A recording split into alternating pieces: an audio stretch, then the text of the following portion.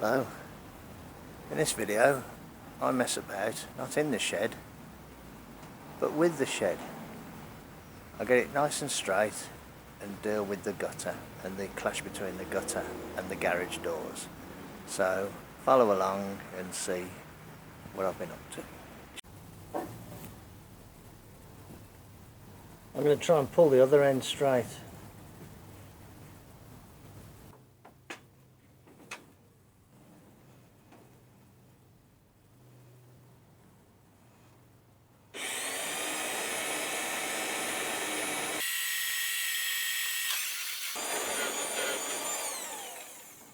That's got it.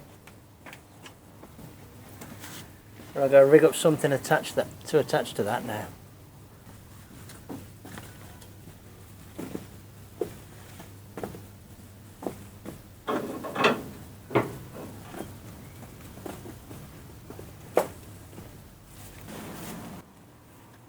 Honestly, I really don't know if this is going to work. I could pull the front off the shed.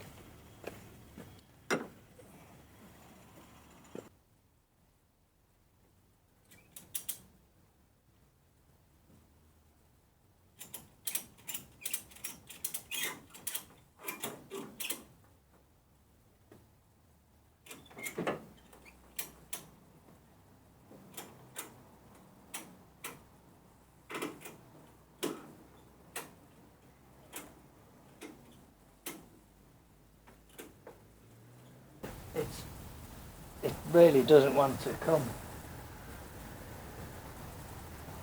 I think it's been in that lean back position for so long that other things have been fitted to it.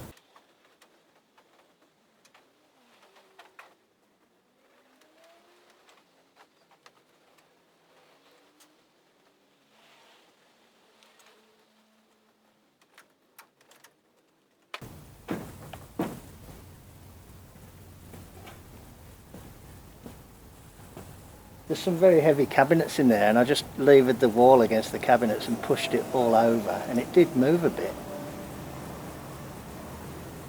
And I've just ratcheted the strap 2 clicks and the front of the truck started to move, so I think I'm about at the limit of what I can pull.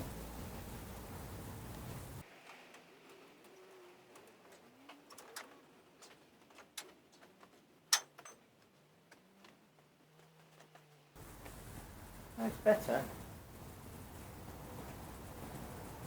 The gutter's going to be in the way now, but I'm going to see if I can move the roofing sheets up a bit so the gutter can move back.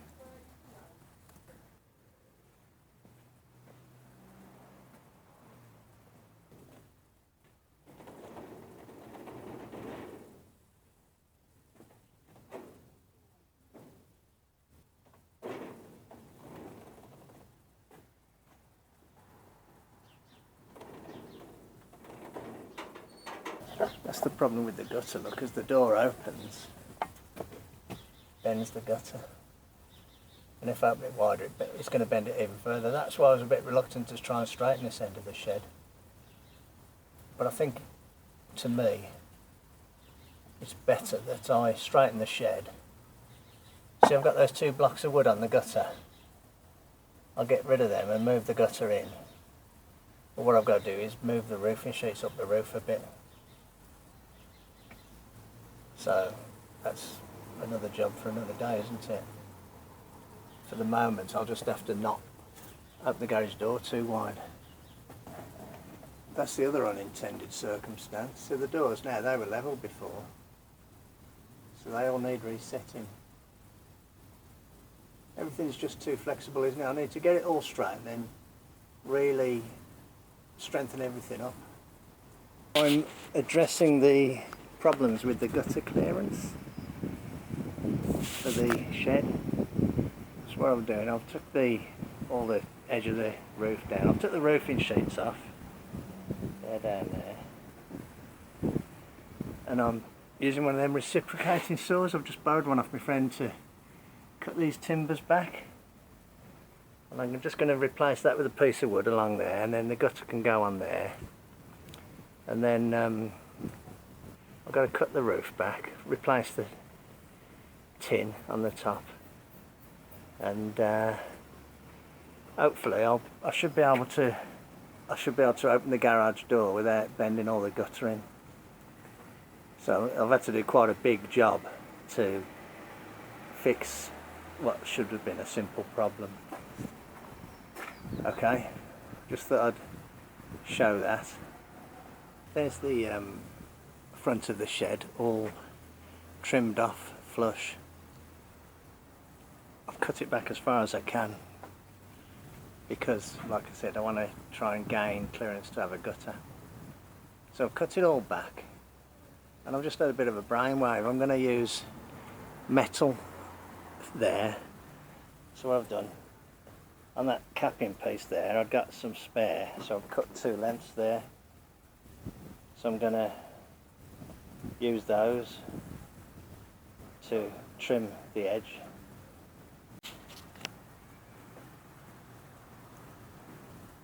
Here's the shed. I've put that green stuff along the front there. I formed it over the edge with a mallet. That's just to give me the sort of minimum thickness there so I can get the gutter in without it hitting the shed door. But what I've just done, I've just cobbled up a clamp there, something to attach the strap to. Actually I don't like the look of that. I'm going to not pull it too tight. And there's the one I used before up there, and I've pulled the shed just this side of straight. But what I've done, I've had all the roof off, I've attached all the roof sheets at the top, and I've attached the roof sheets to each other. So what I'm going to do, I'm going to screw the roof sheets at the bottom now, and then when I let go, I'm hoping that the roof will help to hold the shed straight. But the important thing is that when I straighten it, if it goes back, when I straighten it, the roof will not be all stressed up. That's my idea anyway. Okay, I'll put some screws in there.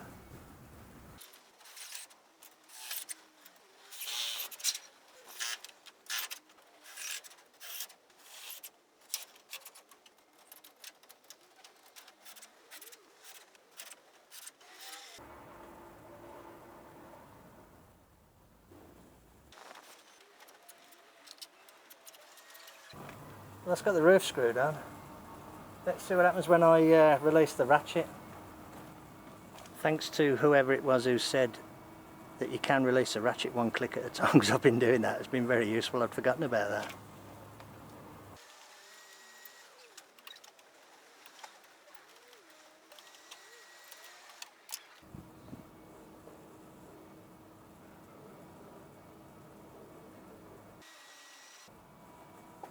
Would you believe me if I told you that was dead on? I'll show you.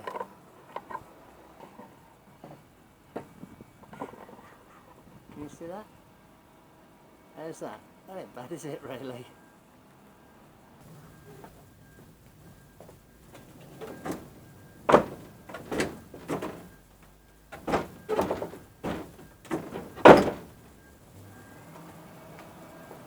And the doors are opening and closing, not perfect, but a little adjustment will get them opening and closing nice. When I pulled this side straight, the doors all went out of kilter, but now the doors are okay, so I know it's not bad now. And the roof has helped keep it square that way.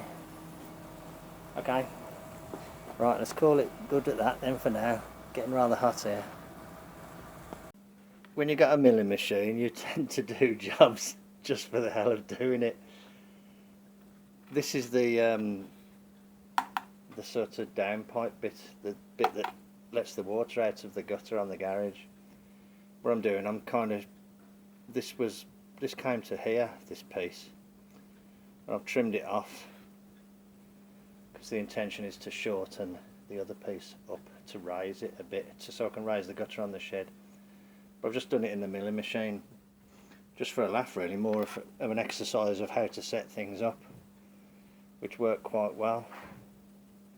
Okay, onwards and upwards.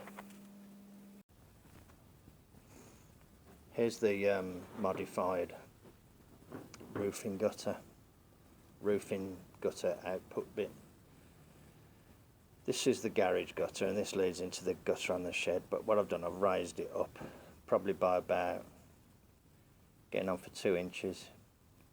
Then I've gone a bit over the top and drilled in counter so I can put a stainless steel screw in there. This is the modified outlet. This has been shortened back, this has been shortened, and this piece that comes in at an angle has been clearance there, so it allowed to go up further. That allowed me to kick it out from the wall there, which raised it, and I put a little extension piece on there which is clearance under there for the roofing sheet. The roofing sheet has also got a little bend in it to clear. The net result is that I've been able to raise the gutter as much as I can, and there's just still a little tiny foul condition there, but that's livable. I'll just move the ladder and I'll come back. So there's the gutter raised up as high as I can. I'll put the roof on, all the roof's screwed down rather, put the little green caps on the screws, and that's about as good as I can get it, but I'm quite happy with that. The shed's nice and straight. This door opens to there, which is why I normally put it down to that point there, and then I sometimes bring it back to here, but it can flex that much. It's only a little bit of flex. So all in all, I'm quite happy with that. I'm cutting metal. 8 brackets that hold the garage doors to the front of the garage for this side and for that side.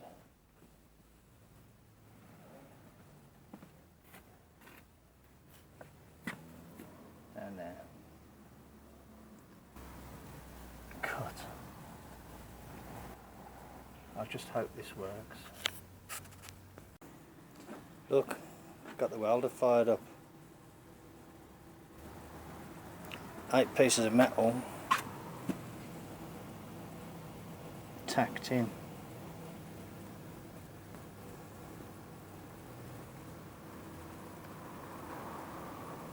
Door further over. Door will clear. Gutter. Sometimes you just have to bite the bullet, don't you, and go for it. Because obviously these doors didn't come on this garage when it was built. I added these on, so this is how I've done the adaptation. These are a pair of up and over doors that I've adapted on, you know, and put hinges on to swing from the side. There's the pieces of metal welded in.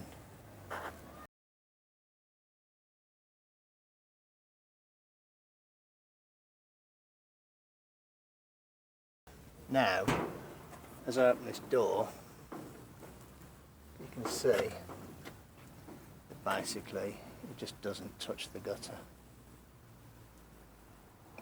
It would touch the next one along if I allowed it, but I never open it this wide anyway. But I had to do a bit of a radical solution in the end. I just hadn't got enough leeway from the shed. Okay, it just serves me right, doesn't it, for trying to cram everything in as tight as I can. It's what you have to do when you only got a small garden. Hopefully I can put this one to rest now. Thanks for watching. Thanks for subscribing. Don't forget to click like and all that good stuff. Maggie's giving it her seal of approval, and most of it, good luck.